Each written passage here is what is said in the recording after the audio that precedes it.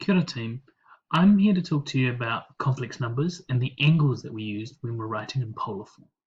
So, when we do angles in complex numbers,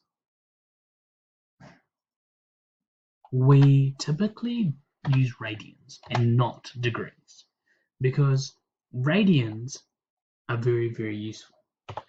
Degrees only go from 0 to 360 and they are often very discrete and not very useful anymore.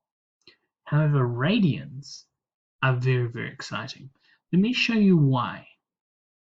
Radians relate to the part of a circle and are a ratio of the circle. So have a look at this. That's the one radius and you've made a circle. A radian measure is asking how many times around the circle you have gone. What part of the circle? One radius around the circle is one radian. Two radiuses, three radiuses, pi radiuses, or radii if you like. And then a full circle is 2 pi radians. And that's a very useful measure for us. Radians are used in place of degrees because a lot of the formulas use radians intuitively. They're measured in terms of pi, and a full circle is 2 pi.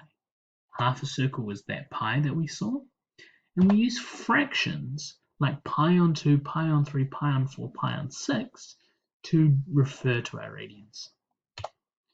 So here are a few conversions of standard radians. 0 radians, 0 degrees. Pi radians, 180 degrees. 2 pi radians, 360 degrees. Then here are a few more common ones that might not seem as obvious. 90 degrees is pi on 2 radians.